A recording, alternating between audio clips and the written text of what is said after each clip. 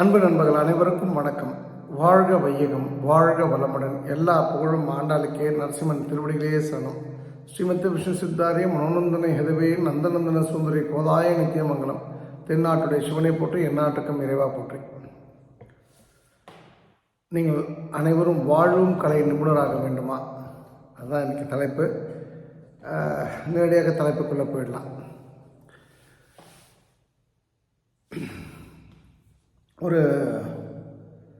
ஒரு பழைய கதை இது. ஒரு மாபெரும் அரசு இந்தியாவை ஆண்டு வந்தான். இந்தியாவில் ஆண்டு வந்தான்னா இந்தியாவுக்குள்ளே ஒரு பகுதியை ஆண்டு வந்தான்.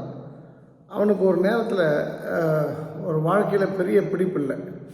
நம்ம உயிர் வாழ்ந்து என்ன பண்ண, இந்த வாழ்க்கையோட நோக்கம் என்ன, ஒரு மாதிரி ஒரு ஃப்ரஸ்ட்ரேஷன் அவனுக்கு,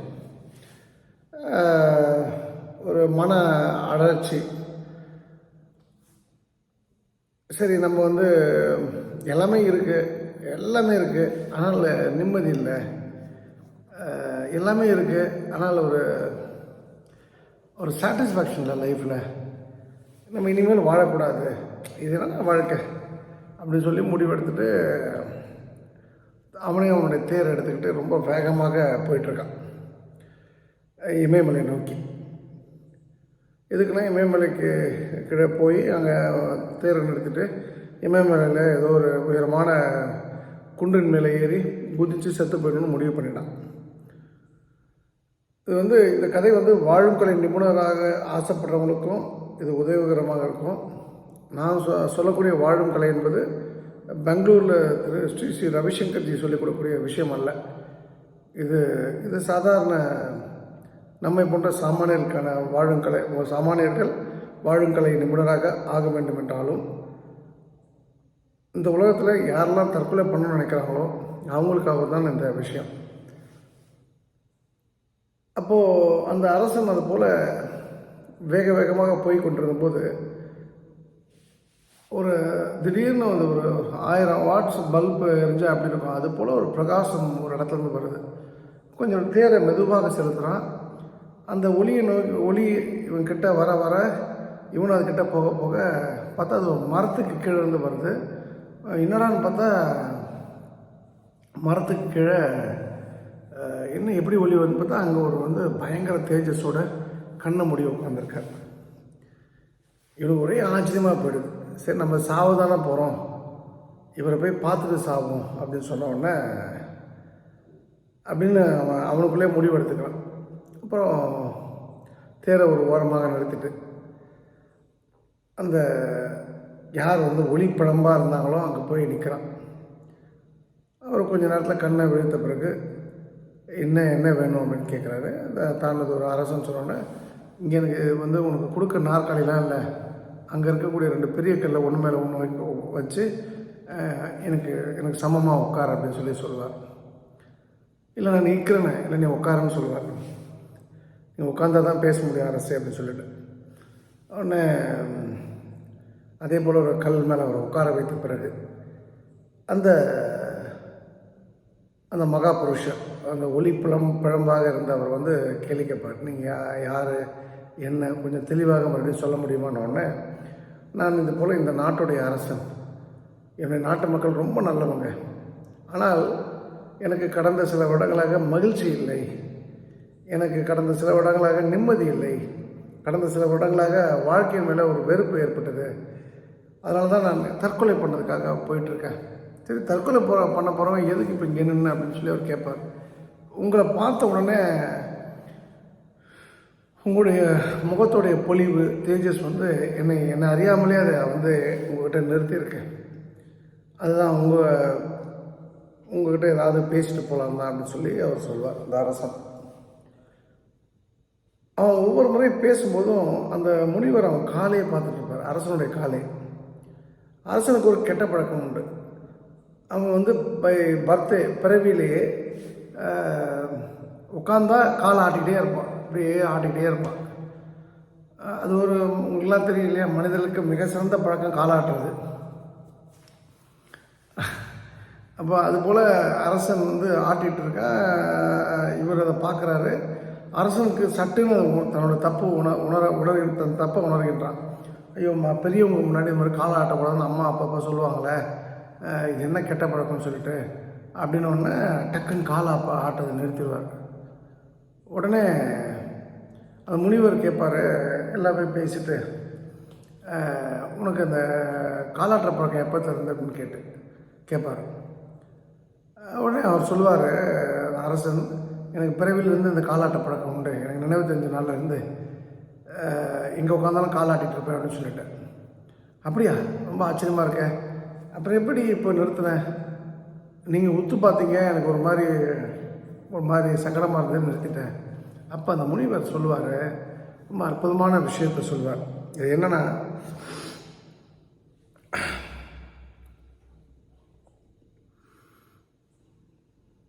அழகாக அது சொல்லக்கூடிய விஷயம், நான் உன்னுடைய கால்களை சற்று நேரம் கூர்ந்து கவனித்தேன்.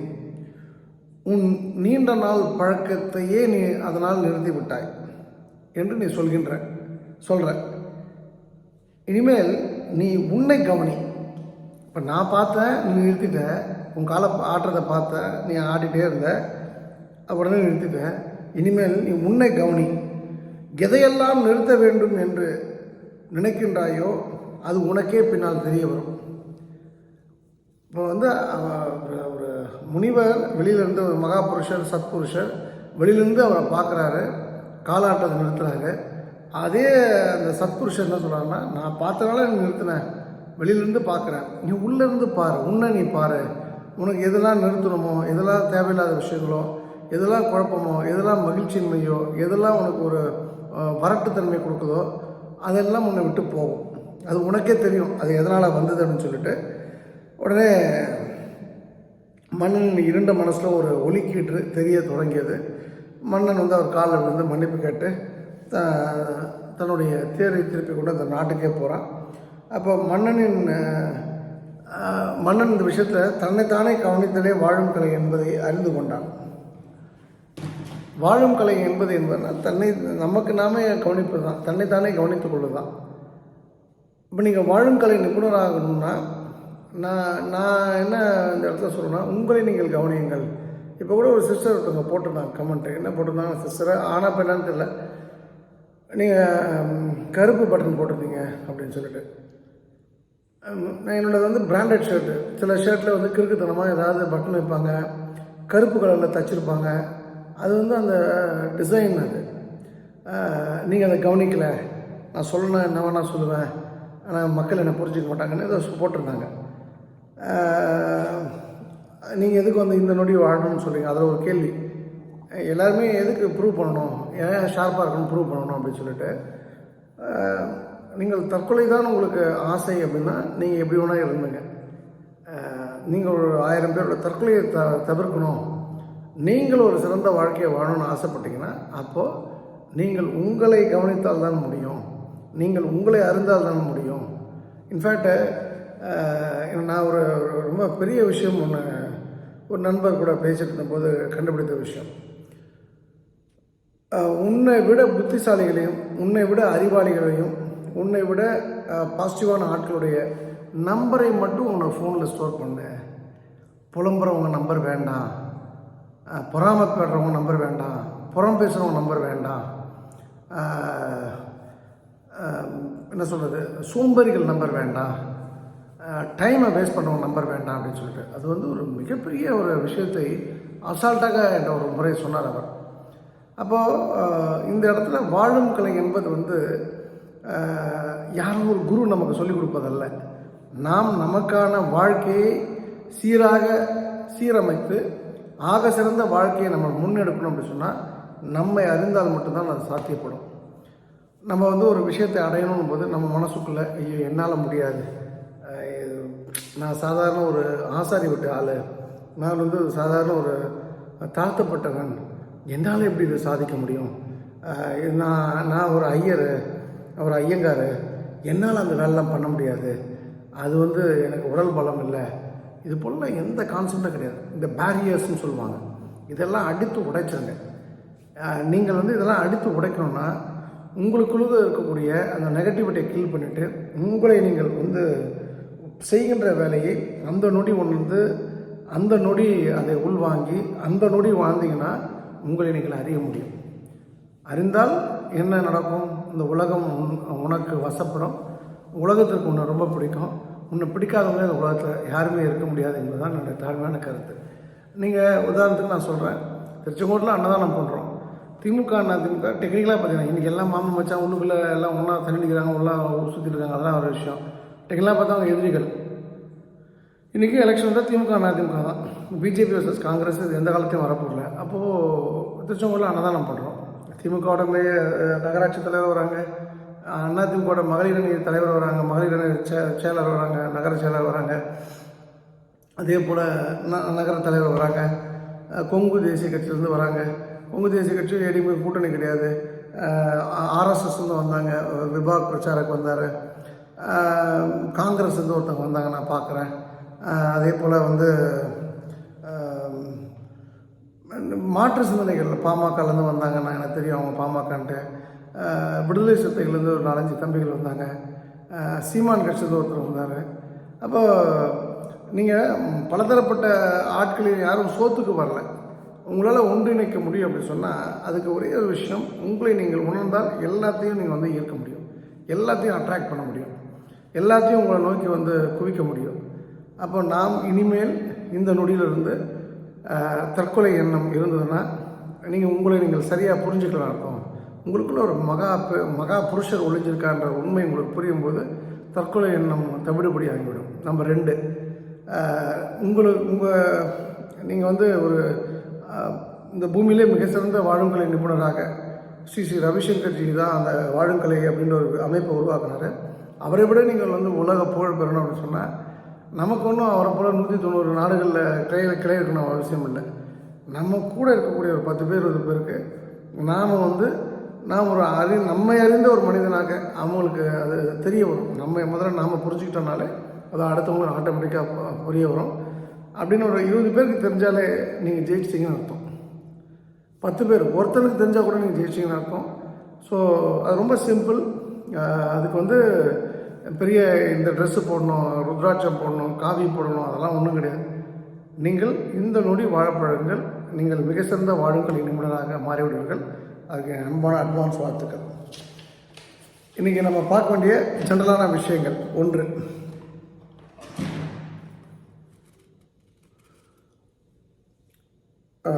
முதல் விஷயம், இந்த ஹாப்பி ஸ்ட்ரீட்னு ஒரு கொண்டாட்டம் எல்லா இடத்துலையும் கொண்டாடப்படுகின்றது. உங்களுக்கு பொம்பளை பிள்ளைங்க இருந்தது அப்படின்னு சொன்னால் தயவுசெய்து அனுப்பாதீங்க. இதெல்லாம் நம்ம கலாச்சார சீழிவு. திங்குன்னு அந்த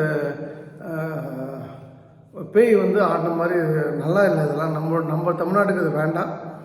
நம்பர் 2 இந்த மாதிரி இந்த இளையராஜா கச்சேரி, ஏஆர் ரஹ்மான் கச்சேரி, இன்னொரு ஹிப்ஹாப் தமிழா, அப்புறம் விஜய் ஆண்டனி கச்சேரிக்கெலாம் நம்ம பொம்பளை பிள்ளைங்களை அனுப்பாதீங்க. அது நாளைக்கு நீங்கள் வருத்தப்படுவீங்க, வேறு ஒன்றும் கிடையாது. மாதிரி இன்றைக்கி 12 மணிக்கு 1 மணிக்கு பிரியாணி சாப்பிட்றது நம்ம கல்ச்சராக மாறிட்டுருக்கு. பிரியாணி நமக்கான உணவு அல்ல, உடம்பை கெடுத்துக்காதீங்க. சென்னையில் மட்டும் கிட்டத்தட்ட 40,000 பிரியாணி கடை இருக்கான். சைவ ஹோட்டல் அருகி போய் விட்டது. சைவம் நீங்கள் சாப்பிடாம போங்க. ஆனால் அதுக்காக நான் 7 நாளும் பிரியாணி தான் சாப்பிடுவேன், 7 நாளும் கடை நேரத்தில் சாப்பிடுவேன் அப்படின்னா உங்கள் உடம்பை நீங்கள் இழக்க நேரிடும். நான் பொதுவாக நான் சொல்லுவேன், வாழ்க வளமுடன்னு. இந்த வருஷத்து வாழ்க நலமுடன்ற ஒரு விஷயத்தை ஆரம்பிச்சிருக்கேன். அது எனக்கும் பொருந்தும், உங்களுக்கும் பொருந்தும். கொஞ்சம் கவனம் இருக்கட்டும். அப்புறம் கிருத்திகை நட்சத்திரம் அன்று ஒவ்வொரு பிரதி மாதமும் சிவன்மலையில் அன்னதான நிகழ்ச்சி நம்ம சக்ஸஸ்ஃபுல்லாக பண்ண போகிறோம். இந்த மாதம் 9/1/2025 அன்று ராமப்பட்டினம் வெள்ளாஞ்செட்டியார் மண்டபத்தில் வைத்து அந்த அரசு பள்ளி எதிர்க்க சாயந்தரம் 5லேருந்து 8 வரைக்கும் அந்த விழா நடைபெற உள்ளது.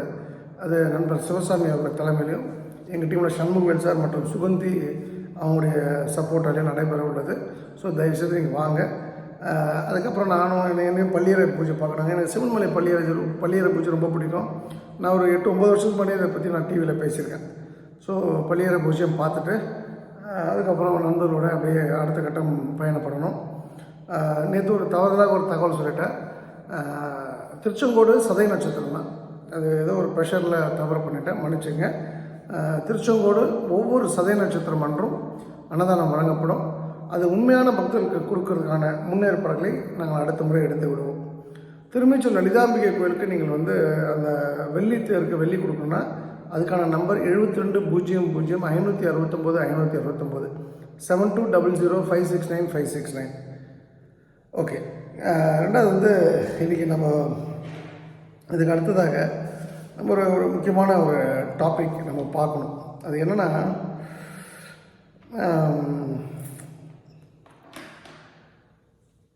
அந்த நாடி ஜோதிடரை பற்றி நான் சொல்லியிருந்தேன். இப்போ கூட என்னோடய ப்ரோக்ராமில் எல்லாருமே கேட்டாங்க, சொக்கலிங்கம் அந்த நம்பர் கொடுன்னு சொல்லிட்டு. நான் சொன்னேன் என்னென்னா வந்து எனக்கு இந்த சமுதாயத்து மேலே சம கோபம். நான் வந்து நீங்கள் நல்லா பாருங்கள் என்னோடய வீடியோவில், நான் ஜோதிடம் என்பது உண்மைன்னு சொல்லியிருப்பேன். ஜோதிடர்கள் தான் இங்கே பொய்யா இருக்காங்க, அவனுக்கு ஏற்ற மாதிரி பேசிகிட்டு இருக்காங்க. இந்த டிவி யூடியூப்பு, நீங்கள் ஒரு சிம்பிள் லாஜிக், டிவி யூடியூப்பில் வந்து யார் பேசினாலுமே அதை நீங்கள் ஒதுக்கிடலாம். அவங்களுக்கு ஜோதிடம் தெரியாது, வாஸ்து தெரியாது, நியூமரல் தெரியாதுன்னு சொல்லிட்டு இதான் தமிழ். இது சொக்கலிங்கம் நீ 15 வருஷம் முன்னாடி டிவியில் பேசினேன். நான் டிவியில் பேசுனது வந்து நான் திரும்ப சொன்னேன் 2010 நான் டிவியில் பேச ஆரம்பித்தேன்னா, நான் 2010 2022 வரைக்கும் இருந்திருக்கேன். ஒரு நாளாவது நான் பரிகாரம் எடுத்து சொல்லுங்கள், எனக்கு செவிலே அடிக்கணுங்க. அது வந்து எப்படின்னா வந்து ஒரு சின்ன மீனை போட்டு திமிங்களை பிடிக்கிற வேலையை தான் வந்து இந்த ஜோசியர்கள் பண்ணிகிட்டு இருந்தாங்க. வாஸ்து நிபுணர் இருக்கும். எனக்குலாம் தெரியும். என்னோடய ஃப்ரீ கிளாஸ்க்கு வந்த ஒருத்தங்கெல்லாம் வந்து கண்ணாமண்ணான்னு ஏமாத்துறாங்க. சரி, நமக்கு அது அவங்க ஏமாறுறோம் பாடு, ஏமாத்துறோம் பாடு, நமக்கு மாற்றல. விஷயம் என்னென்னா, அந்த நான் நாடி ஜோசியர் கதைக்கு வரும்போது நான் வந்து எனக்கு ரொம்ப வேண்டப்பட்ட, நான் ஏதோ ஒரு நல்ல விஷயம்னா ஒரு 10-15 பேர்கிட்ட ஷேர் பண்ணுவேன். நான் ஒரு 10-15 பேர்கிட்ட அந்த விஷயத்த சொல்கிறேன். கிட்டத்தட்ட 20 பேர்கிட்ட சொல்கிறேன். காரில் போகும்போது, பேசும்போது, ஃபோனில் பேசும்போது, நேரில் மீட் பண்ணும்போது சொல்லி வைத்தார் போல் எல்லாருமே நான் அவரை பார்த்துருக்கேன், சூப்பர் ஆள், நான் 13 வருஷத்துக்கு முன்னாடி பார்த்தேன், 20 வருஷத்துக்கு முன்னாடி பார்த்தேன், 3 மாதம் முன்னாடி பார்த்தேன், 7 மாதம் முன்னாடி பார்த்தேன். என் நண்பர் ஒருத்தர் அவர் பார்த்தார், அவர் பார்க்கல, இருந்தாலும் அவர் சொல்கிறார், சார் இவரை பற்றி பூண்டி மகான் புக்கில் எழுதியிருக்கு. இது போல் பார்த்தவர்கள், அரசியல் பிரமுகர்களாகட்டும், பிஸ்னஸ் பீப்புளாகட்டும், எல்லாருமே பார்த்தவங்க எவ்வளவுமே எனக்கு வாய் திறக்கல. இந்த புக்கு படித்து சொன்னவர் வந்து அவரோட தப்பு கிடையாது. ஏன்னா அவரே வந்து புக்கில் படிச்சுட்டு அப்படியே பாஸ் ஓவர் பண்ணக்கூடிய ஆள். ஆனால் நேரில் போய் பார்த்தவங்க ஒருத்தர் கூட சொல்லலை. எனக்கு என்னென்னா வந்து ஒரு நல்ல விஷயம், அதாவது நான் திரும்ப சொல்கிறேன், ஜோதிடம் என்பது உண்மை, அது யார் சொல்கிறாங்கன்றதான் மேட்ரு.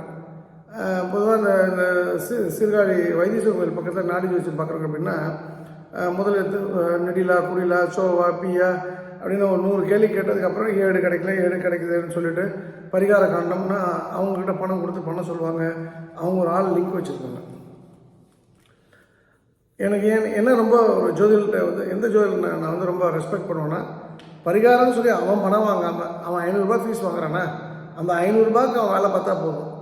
500 ரூபா அவங்க ஃபீஸ் வாங்கிட்டு இதுக்கு ஒரு 50,000 ரூபா செலவு இருக்குது, 5 லட்ச ரூபா செலவு இருக்குது, 10 லட்ச ரூபா ஹோமம் வளர்க்கணும். பேஷா ஹோமம் வளர்த்தா நல்லா ஆகிடுவீங்க. அதுக்கப்புறம் வந்து உங்கள் காசியில் போய் வந்து 108 பிராமணர்களுக்கு சாப்பாடு போடணும், 108 நாளைக்கு போடணும். இது போல் நம்ம நிறைய அக்யூஸ் இருக்காங்க. நம்ம ஆட்சியை பிடிக்கிறோம், இவங்களாம் அடித்து தட்டுறோம், தூக்குறோம், எல்லா பணத்தையும் வந்து அரசு கஜானா கொண்டு வருவோம். அது நடக்கும் ஒரு நாள் பாருங்க நீங்கள். இது போலலாம் வந்து சொல்லாமல் அந்த நாடி ஜோதிடர் எனக்கு என்ன சொன்னார், சொக்கலிங்கம் இதான் விஷயம், 10 விஷயங்கள் சொல்கிறாரு. அவர் முஸ்லீமு, அவரை சுற்றிலும் வந்து இந்துக்களுடைய சாமி ஃபோட்டோ தான் இருக்குது. அவருடைய நாடி ஜோதிடம் பேர் மீனாட்சி நாடி ஜோதிடம். அவருக்கு அந்த கழுத்தில் வந்து ஓம் டாலர் போட்டிருக்காரு. பாட்டு படிக்கலாம், யார் வேணால் படிக்கலாம். அது ராகத்தோடு படிப்பதற்கும் அது வந்து அந்த குரல், அதுக்கு அந்த பாடி சப்போர்ட் பண்ணணும், அது ரொம்ப முக்கியம். அண்டு வந்து ஒரு வித்வத்துவம், அதாவது சப்ஜெக்டில் நாலேஜ் இருந்தால் தான் வந்து அந்த மொழிபெயர்ப்பு கரெக்டாக இருக்கும், அதை கம்யூனிகேட் பண்ண முடியும், கரெக்டாக வந்து ரிலேட் பண்ணி கம்யூனிகேட் பண்ண முடியும். எனக்கு அந்த 10 விஷயங்கள் சரியாக இருந்தது. எனக்கு என்ன பியூட்டின்னா, என்னை குலதெய்வம் அப்படின்றது நான் கும்பிட்டுருக்கோம். ஆனால் அதுக்கு ஒரு பெண் தெய்வம் இருக்குன்றதை அடித்து சொல்கிறாரு. அதோட பேர் எசக்கியம்மன் சொல்கிறாரு. நான் எப்போவுமே எசக்கியம்மன் எனக்கு ரொம்ப பிடிச்ச விஷயம். நான் வந்து முப்பந்தல் எப்போல்லாம் வந்து நாகர்கோவில் வழியாக பண்ணால் முப்பந்தல் சாமி கும்பிட்டு போவேன். இப்போ தென்காசி குற்றாலம் தான், இங்கே ஒரு எசக்கியம்மன் இருக்குது. எசக்கியம்மன் ஒரு ஈடுபாடு உண்டு எனக்கு. அது வந்து நாளைக்கு எனக்கு அது ஃபுல் டே ஒர்க் இருக்குது. அந்த நாளைக்கு வந்து ஒரு பிரசன்னம் பார்க்குறதுக்கு எங்கள் குலதெய்வம் கோயிலுக்கு ஆள் வர சொல்லியிருக்கோம். இதனால் இது நடக்குது. அப்போது சொக்கலிங்க காலத்தில் இது நடக்கணுன்ற ஒரு விஷயம் இருக்குது, ஒன்று. ரெண்டாவது, ஒரு இப்போ நான் ஓப்பனாகவே நான் சொல்லிடலாம், என் பொண்ணுக்கு எந்த ஊரில் மாப்பிள்ளை வரும்னு சொல்கிறேன். அவர் நாங்கள் என்ன கம்யூனிட்டிலாம் கேட்கல. செம்பு ஒன்று செம்மனார் கோயிலாக இருக்கலாம், செம்பு தாமிரபரணிக்கு இன்னொரு பேர் செம்பு, திருநெல்வேலி மண்டலத்தில் நடக்கலாம்னு சொல்லிட்டு நிறைவாக ஒரு விஷயம் சொல்கிறாரு. அந்த பாட்டோட 4ஆவது லைனில் ஒரு விஷயம் வருது, புலியூர் இருந்தால் கிடைக்கும். அப்போ புலியூர் வந்து சிதம்பரத்துக்கு இன்னொரு பேர் புலியூர், புலியூர் இருந்தால் சிதம்பரத்தில் தான் மாப்பிள்ளை கிடைக்கும். அவர் என்ன பியூட்டினா, இந்த 3 இடத்துல எங்கள் கம்யூனிட்டி ஆட்கள் இருக்காங்க. எங்கள் இது வந்து நீங்கள் போய்ட்டு என்ன சொல்கிறது, திண்டிவனம் விழுப்புரம்லாம் கிடையாது. இப்போ வந்து திருவண்ணாமலை, ராணிப்பேட்டை, அவலூர்பேட்டை இங்கெல்லாம் கிடையாது. எங்கள் கம்யூனிட்டி மக்கள் ஒரு திட்டக்குடி, விருதாச்சலம், அரியலூர், பெண்ணாகரம், இந்த மாதிரி மாயபுரம், சீர்காழி, விட்டா தஞ்சாவூர், விட்டா மதுரை, விட்டா திருநெல்வேலி, விட்டா சென்னை, இல்லைனா வந்து டு சம் எக்ஸ்டெண்ட் ஒரு 100 குடும்பம் 200 குடும்பம் ஒசூரில், மிச்சம் எல்லாம் வெளிநாட்டில் இருக்காங்க அப்படின்ற அளவுக்கு தான் எங்கள் கம்யூனிட்டி. ஆனால் அது ரொம்ப ஸ்பெசிஃபிக்காக இங்கேருந்து வரும்னு சொல்லியிருக்கேன். நான் இப்போயே நான் பதிவு வைக்கிறேன். எனக்கு ஏன்னா நான் 100% வந்து உண்மையான ஜோதிடருக்கும் பொய்யான ஜோதிடருக்கும் எனக்கு வித்தியாசம் தெரியும். 3வது அவர் சொன்னது ரொம்ப ரொம்ப நான் ஆச்சரியப்பட்ட விஷயம்னா, நீ முஸ்லீமுக்கு நடுவில் தான் இருப்ப, நீ உனக்கு முஸ்லீம் தான் பெரிய பலம். அவர் சொன்னது, ஒரு முஸ்லீம் ஏமாத்துனா அப்படின்னு சொன்னால் உனக்கு 100 முஸ்லீம் சப்போர்ட் வருவாங்கன்றது. அது வந்து என் லைஃப்பில் நடந்தது. நான் 4வது வந்து அதை விட ரொம்ப முக்கியமான விஷயம் என்னென்னா, இந்த தாயாருடைய பேர், தென்காசி தாயாருடைய பேரே வந்து மதுரம் தான். தேனுக்கு இன்னொரு பேர் மதுரம். தேன்ன்ற ஒரு விஷயம், தேன் இருக்கிற இடத்துல தான் நீ இருப்ப, நீ உனக்கு வந்து இந்த சொத்து கிடைக்கும், ஜமீன் சொத்து கிடைக்கும் அப்படின்னும்போது அது ஒரு விஷயம் நான் பேசிகிட்டு இருக்கேன். நம்ம இதுக்கு அடுத்து வந்து அதை விட முக்கியமாக நீ வந்து இந்த விஷயங்கள்லாம் நடக்கும்னு சொல்லிட்டு நீ லிக்விட் பிஸ்னஸ் ஒன்று பண்ண போகிற. அது என்னுடைய மனசுக்குள்ளே இருந்த விஷயம். தாயாருக்கு சன்னதி கட்ட போகிறேன், இது யாருக்குமே தெரியாது. இதை நான் வந்து ஏதோ வீடியோ பார்த்தா சொல்லிக்க முடியாது. குறிப்பாக ஆண்டாளுக்குன்னு சொல்லுது, காமாட்சிக்கோ லலிதைக்கோ புவனேஸ்வரிக்கெலாம் அவர் சொல்லலை. ரொம்ப ஸ்பெசிஃபிக்காக சொன்னது வந்து ஆண்டாளுக்கு அப்படின்னு சொல்லும்போது, நான் ஹியூமன் தான், பட்டு எனக்கு தெரியும்ல, ஓரளவுக்கு ஒருத்தரை கேஜ் பண்ணுறதுக்கு புத்தி கொடுத்துருக்கலாம் அந்த ஆண்டாள். அப்போ என்னுடைய கணிப்பில் ஒரு சிறந்த மனிதர்னு நான் சொல்கிறேன். அப்போ நீங்கள் உங்களோட லைஃப்பில் வந்து எனக்கு என்ன கேட்டாங்க, ஏன் அது வந்து ஒளிவு மறைவோடு வச்சுருக்கேன். ஒளிவு மறைவெல்லாம் கிடையாது. அவர் இருக்கிற இடம் வந்து திருவண்ணாமலை. நீங்கள் போய் பார்த்துங்க, அவ்வளோதான். மாரியம்மன் கோயில், அவர் அப்பாயின்மெண்ட் உங்களுக்கு எப்போ கிடைக்குதோ போய் பார்த்துங்க. இது நான் சொல்கிறதுக்கு வந்து நான் வந்து பெருமைப்படுறேன். நான் வந்து சொக்கலிங்கம் நீ வந்து நாடி ஜோசியமே பார்க்க மாட்டேன்னு நீ போய் பார்த்துருக்கேன்னு. திரும்பவும் நீ அங்கே நடந்த சம்பவம் வந்து என் 2 நண்பர்களுக்கு தெரியும். நான் பார்க்கலன்னு சொல்கிறேன். இல்லை உங்களுக்கு டோக்கன் போட்டாச்சு, நீங்களும் பாருங்கள், அப்புறம் நீங்கள் வருத்தப்படுவீங்க, ஒரு அப்பாயின்மெண்ட்டை மிஸ் பண்ணிட்டான்னு சொல்கிறாங்க. வந்தவர் ஒரு விவிஐபி, ஒரு பெரிய சினிமா பிரபலம் அப்படின்னு சொல்லும்போது அவருக்கு கூட நான் எஸ்கார்டாக போனேன், அவ்வளோதான் முடிஞ்சுது. பட் அவர் நீங்களும் பார்த்துருங்க அப்படின்னு சொல்லும்போது சரி நானும் பார்க்குறேன். Parents matter. ஸோ உங்களுக்கு நான் சொல்கிறது, நல்ல விஷயங்களை மற்றவங்கள மாதிரி நான் மறைக்கலை. எனக்கு நாடி ஜோதிடம் தெரியாது, ஜோதிடம் தெரியாது. எனக்கு வந்து வாஸ்து முதல்ல தெரியும்னு நினச்சிருந்தேன். எனக்கு சுத்தமாக இப்போ வாஸ்து மறந்து போச்சு. ஸோ நல்ல விஷயம், அவங்க போய் பாருங்கள். நம்பர் 2, இந்த ரவி அப்படின்னு சொல்லிட்டு ஒரு ஜோதிடரை பற்றி சொன்னேன். அவர் வந்து கிட்டத்தட்ட ஒரு செயின்ட் மாதிரி இருக்கார். ஒரு சித்தர் மனநிலை எப்படி வந்து குறைவான பேச்சு, அதிக குறைவான பேச்சு, தேவையில்லாத பேச்சு இல்லை. இந்த பாயிண்ட் அவ்வளோதான். ராகு கேது இந்த பஞ்சாயத்தே கிடையாது. ஒரு ஜோசியர் நவகிரகத்தை பேரை சொல்லாமல் ஜோதிடர் இருக்காருன்னா நீங்கள் யோசிச்சு பாருங்களேன். பிரமிச்சு பண்ண அவரும் ஆக்சிடென்டெல்லாம் எனக்கு கிடைச்ச விஷயம். என் நண்பருக்கு ஒரு 1000 ஜோதிடர்கள் ஃப்ரெண்டு உண்டு, ஒரு பெரிய ஜாம்பவான். இவர் சொல்கிறாரு அப்படின்னா அப்போ யோசிச்சு பாருங்கள். அப்போது எனக்கு வந்து விஷயம் என்னென்னா, நான் வந்து யாரையும் டீக்ரேட் பண்ணல. அதாவது இப்போ நான் என்னோட அருள்வேல் சாரியோ ஆதித்ய குருஜியோ இவங்கெல்லாம் வந்து நான் டீக்ரேட் பண்ணல. ஆனால் இவங்க எல்லாரும் விட ஒரு ஸ்டெப் அகேடாக நான் பார்க்குறேன். அதனால தான் நான் வந்து அந்த விஷயத்தை நான் சொன்னேன். ஸோ இது எதனால் நான் சொல்கிறேன்னா, இது வந்து உங்களுக்கு நேரம் சரியாக இருந்ததுன்னா சரியான ஆட்களை மீட் பண்ணுவீங்க. அதுதான் அதில் உண்மை.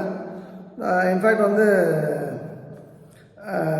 என்னோடய சப்ஜெக்டில் நான் வாஸ்துலாம் இருந்தபோது வீடு வந்து ஃபிசிக்கலாக போய் பார்த்த காலங்கள் உண்டு. அவங்க இஷ்யூஸ் என்ன சொல்கிறாங்க அதை கேட்டு நான் அவங்களோட வீடு எப்படி இருக்குன்னு சொன்னது உண்டு. அவங்க என்ன ரெகுலராக டெம்பிள் போவாங்க, ரெகுலராக என்ன வேலை பார்ப்பாங்க, அதை வச்சு அவங்களுடைய வீடுடைய சூழ்நிலையை நான் நினச்சது உண்டு. பிஹேவியர், பேச்சு, அப்புறம் ட்ரெஸ்ஸு எப்படி பண்ணுறாங்க, அப்புறம் வந்து இப்போ உதாரணத்துக்கு சைனீஸ் காலர் போட்டிருக்கலாம், கச்சா முச்சான சட்டையை போட்டிருக்கலாம், ப்ளைன் ஷர்ட்ஸ் போடுறாங்களா, அதில் வந்து பாக்கெட் இருக்கா, இப்படி பாக்கெட்டில் என்ன இருக்குது, நிறைய விஷயங்களை வைத்து நம்ம சொல்லலாம் அவங்க வீடு எப்படி இருக்குன்ட்டு. ஆனால் வந்து இது ஒரு ரிவர்ஸ் இன்ஜினியரிங் பண்ணேன் நான் ஒரு டைமுக்கு அப்புறம். நீ கொடுத்தா நல்லா இருப்ப, உனக்கு வாசப்படி வீடு கிடைக்கும், பயணப்பட்டால் நல்லா இருப்ப அப்படின்றதான் ஒரு மெசேஜ். அப்போது இதுக்கு காரணம் என்ன, தள்ளுவதும் கொல்லுவதும் தான் வாழ்க்கை, ரிப்பல்ஷன் அட்ராக்ஷன் தான் லைஃப்ன்றதை நான் லேட்டாக புரிஞ்சுக்கிட்டேன். அப்போது இந்த இடத்துல வந்து என்னுடைய நண்பர்கள் வந்து நான் அது வந்து பார்த்தா பாவம் என்பது வந்து கடந்த ஒரு 4 வருடங்களுக்கு முன்னாடி நான் தெளிவாக புரிஞ்சுக்கிட்டேன்.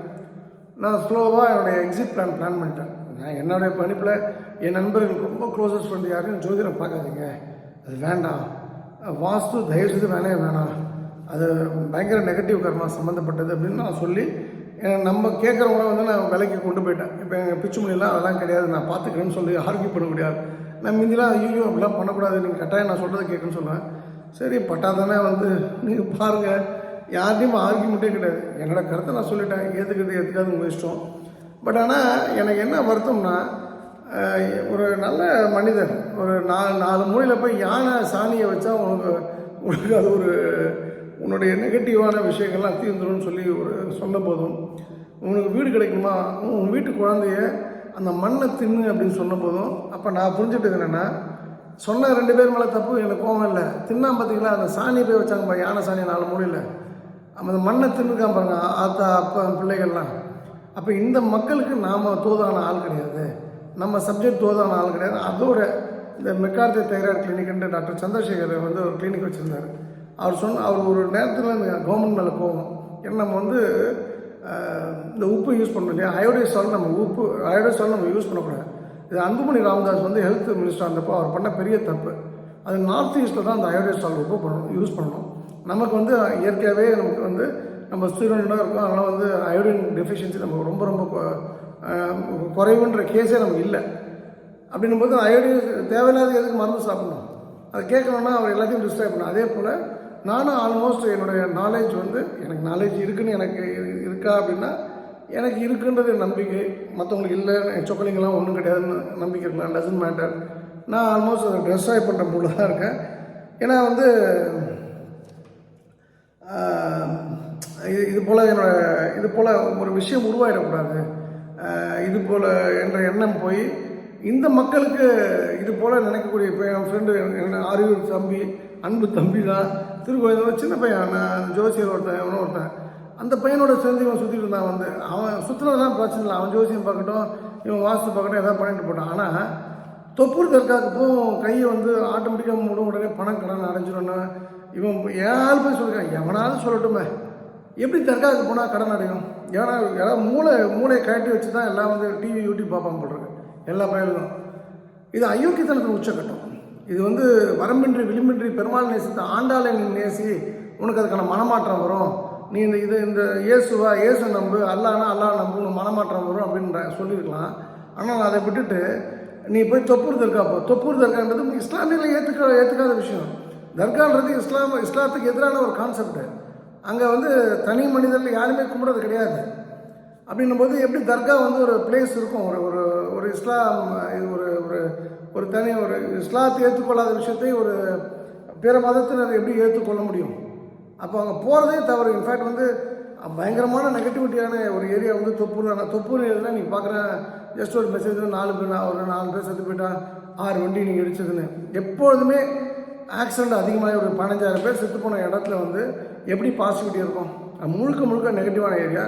அப்போ எவனாவது எப்படியா சொல்லிட்டு போட்டோம். ஆனால் ஏன் கூட இருக்க ஒருத்தர் வந்து சொன்னதுன்னா எனக்கு அந்த டைமில் ரொம்ப பெயின்ஃபுல்லாக இருந்தது. So that is the moment வந்து டிசைடட். அப்போ தான் வந்து நமக்கும் வந்து தேவையில்லை, இதுக்கு போய் நம்ம போய் தொங்கிக்கிட்டு நம்ம வந்து குயிக்காக எக்ஸிட் ஆகலாம் அப்படின்றதான் வந்து பிளான். அதுதான் நடந்தது. ஸோ அந்த இடத்துல நல்ல விஷயங்களை நான் இந்த ஃபீல்டை விட்டு வெளில வந்ததுக்கப்புறம் பார்க்குற விஷயங்களை சொல்கிறது என்னோட கடமை. இவங்க 2 பேரும் நான் வந்து ஒரு ஆத்மாத்மா சொல்கிறேன், எக்ஸ்ட்ராடனரி பவர்ஃபுல் பிரெய்னி பீப்புளாக இருக்காங்க. Just go and meet them, அவ்வளோதான். நண்பர்களுக்கு இப்போவும் சொல்கிறேன், ஃபஸ்ட் சர்க்கிள் நண்பருக்கு, என்னோடய சர்க்கிள் இருக்கவங்க, மற்ற ஜோசியர் யூடியூப் டிவியில் நான் அந்த கமெண்ட்டுக்கு அந்த சப்ஜெக்ட்லேயே வரல. எனக்கு பிடித்த நண்பர்களுக்கு சொல்கிறேன், என்னை ஃபாலோ பண்ணவனுக்கு நமக்கு ஜோதிடம் வேண்டாம், வாஸ்து வேண்டாம் என்பது என்னுடைய தாழ்மையான கருத்து. அந்த சேம் டைம் வந்து நான் ஏற்கனவே சொன்னதான், இந்த ஃப்ராட்லெண்ட்டாக இருக்காங்க ஒருத்தன். அவனுக்கு வந்து இப்போ ஞானசேகர் இப்போ அரெஸ்ட் பண்ணாங்க இல்லையா, அண்ணா யூனிவர்சிட்டி பாலியலத்தில் நீங்கள் 4வது முறை குண்டாஸ் போட்டிருக்காங்க. இப்போ அவனுக்கு வந்து ஒரு எக்ஸாம்பிள் வந்து எங்கள் டீம்லேயே நம்பர் 1 எனக்கு வேர்ல்ட்லேயே நம்பர் 1 வாஸ்து கன்சல்டன் வந்து திருக்கோவிந்தன் தான், கையிலே கோவிந்து. அவரை கூப்பிட்டு வாஸ்து பார்த்துட்டா நல்லது நடந்துருப்பா. அப்போது கையிலே கோவிந்தோ பிச்சுமணியோ யாரோ போய் வாஸ்து பார்த்து நல்லது நடந்துச்சுன்னா கடவுள் பொய்யாடுவார், கடவுள் தான் உண்மை. அப்போ இந்த இடத்துல நாம் என்ன புரிஞ்சுக்கணும்னா, நம்ம கொஞ்சம் ரிவர்ஸாக கொஞ்சம் யோசிக்கணும். நீங்கள் நல்லவனாக இருந்தீங்கன்னா நல்லது நடக்கும், கெட்டவனாக இருந்தால் கெட்டது நடக்கும். அப்போது நல்லவனாக இருக்கீங்க அப்படின்னு சொன்னால் உங்களுக்கு வாஸ்துன்றது இயற்கையாகவே அமைஞ்சிடும். ஒரு கால் உங்களுக்கு அந்த இடத்துல ஒரு நல்ல ஆட்கள் மூலமாக அது கிடைக்குன்றது விதியாக கூட இருக்கும். அப்போது இதுக்கு என்ன மாற்று சொற்களிக்கணும்னா, டூ குட் பி குட், அவ்வளோதான். இது வந்து சிம்பிளாக நீங்கள் யாரையும் கூப்பிடாம லைஃப் நல்லா இருக்கும்னா டூ குட் பி குட். நல்லா ட்ராவல் பண்ணு, நல்லா செலவு பண்ணு, நிறைய அன்னதானத்துக்கு செலவு பண்ணு, நிறைய கோயில்கள் கைங்கரியத்தில் உங்களை ஈடுபடுத்திக் கொள்ளுங்கள். கோயில்கள்னால் சொக்கலிங்கம் சொல்கிற கோயிலெலாம் இல்லை, உங்கள் ஊரில் ஒரு கோயில் இருக்கிற பிள்ளையார் கோயில் இருக்கும், உங்கள் பேர் சொல்கிற மாதிரி ஒரு விஷயத்தை பண்ணுங்கள், அவ்வளோதான். அண்டு இந்த இடத்துல வந்து நான் ஒரு முக்கியமான விஷயத்தை முன்வைக்க ஆசைப்பட்றேன், குயிக்காக சொல்லிடுறேன். என்னை பொறுத்த வரைக்கும் வந்து நான் சைக்காலஜிக்கலாக சில விஷயங்கள் இப்போ நிறைய பண்ணியிருக்கேன், அது நிறைய பாயிண்ட்ஸ் இருக்குது. நான் ஒரு பாயிண்ட் இப்போ சொல்லிடுறேன். காலை ஆட்டுறான் பார்த்தீங்களா, எப்போ பார்த்தாலும் காலை ஆட்டுறான், அவன் டெரரிஸ்ட்டு, அவன் தீவிரவாதி. உலகத்தில் மிகப்பெரிய தீவிரவாதினா காலை ஆட்டுறவன். அவன் சுயநலவாதியாக இருப்பான், பணம் மட்டுமே முக்கியம். அவனுக்கு வந்து பொண்டாட்டி இல்லை அம்மா அப்பா மனைவி மகள் மகன் அண்ணன் தம்பி அக்கா தங்கை மாமா சித்தப்பா சித்தி அத்தை எந்த உறவுகளுமே வெளி வேஷத்துக்கு தான். ஆனால் உள்ள திங்கிங் ஃபுல்லாகவே பணத்தை நோக்கி தான் இருக்கும். ஸோ நீங்கள் வந்து இந்த இடத்துல நான் ஒருத்தருக்கு சொன்னேன், அவரை பார்க்க நான் பேச, அவர் பெரிய அப்பாட்ட காலை போட்டு காலை ஆட்டிக்கிட்டு இப்படி பண்ணிட்டே இருந்தார். எல்லாம் பார்த்துட்டு ஒரு லாங் பேக் நடந்த விஷயம். அவருக்கு என்னை பிடிக்கல, எனக்கு அவரை பிடிக்கல, அவருக்கு என்னை பிடிக்கல. ஆனால் இருந்தாலும் நம்ம போன வேலையை பண்ணிட்டு வரோம்ல, எனக்கு வந்து 1 மாதத்தில் மாட்ட வேண்டாம் அப்படின்னு சொன்னார். நான் ஒரு வாரத்தில் சொல்லிடுறேன், ஒரு நாளில் கூட சேஞ்ச் வரும், என்ன பண்ணணும். ஒரு நாள் என்ன வீட்டில் என்ன ஏதோ உடைக்க சொல்ல போய் கிடைக்க சொல்லுங்கள், நீங்கள் காலாட்டத்தை நிறுத்துங்க, ஒரு நாளைக்கு என்ன நடக்குதுன்னு பாருங்கன்ட்டு. மிராக்கிள் ஹேப்பன் அவர் லைஃப்பில். இன்றைக்கி வந்து அவர் என்னோடய ஃபர்ஸ்ட் சர்க்கிளில் இருக்கார், அதான் உண்மை. அது அவருக்கு எனக்கு வந்து தெரிஞ்ச உண்மை, அதை நம்ம பொதுவாக பேர் சொல்கிறதில்ல. ஸோ நீங்களும் வந்து இந்த இதில் ஒரு 10 பாயிண்ட்ஸ் இருக்குது, நான் சொல்கிறேன். என் லைஃப்பில் என்ன மாதிரி நுணுக்கமான ஒரு விஷயத்தை சைக்காலஜிக்கலாக கொண்டு போய் மாற்றணும்னு சொல்கிற ஒரு விஷயத்தை, அது மேபி அதில் ஒரு one of the important point வந்து, காலாட்டுபவர்கள் யாராக இருந்தாலும் அவங்க கூட ஃப்ரெண்ட்ஷிப் வச்சுக்காதீங்க. காலாட்டுபவன் யாராக இருந்தாலும் அதை நிறுத்த சொல்லுங்கள். நிறுத்தாத பட்சத்தில் அவன் மூச்சு நிற்குதோ இல்லையோ, அவன் கூட இருந்தீங்கன்னா உங்கள் மூச்சு குயிக்காக நின்றுடும். ஸோ அந்த பழக்கம் வேண்டாம் என்பது என் தாழ்மையான கருத்து. ஸோ நிறைவாக சிவன்மலை அன்று சிவன்மலை 9/1/2025 சிவன்மலை அன்னதானத்தில் சாயந்தரம் 5 மணிக்கு உங்களை சந்திக்கின்றேன். இந்த அரிய வாய்ப்பு கொடுத்த திருச்செந்தூர் பணியம் தாய் ஆண்டாள் நரசிம்மக்கை மனமார்ந்த நன்றி. ஆடி ஆடி அகம் கரைந்து இசை பாடி பாடி கண்ணீர் மல்கி எங்கும் நாடி நாடி நரசிங்காவென்று வாடி பாடும் நிர்வாணத்திலே எல்லா புகழும் ஆண்டாளுக்கே, நரசிம்மன் திருவடியிலே சரணம். நன்றி, வணக்கம். சர்வம் கிருஷ்ணா இருக்கும். வாழ்க வளமுடன், வளர்க நலமுடன்.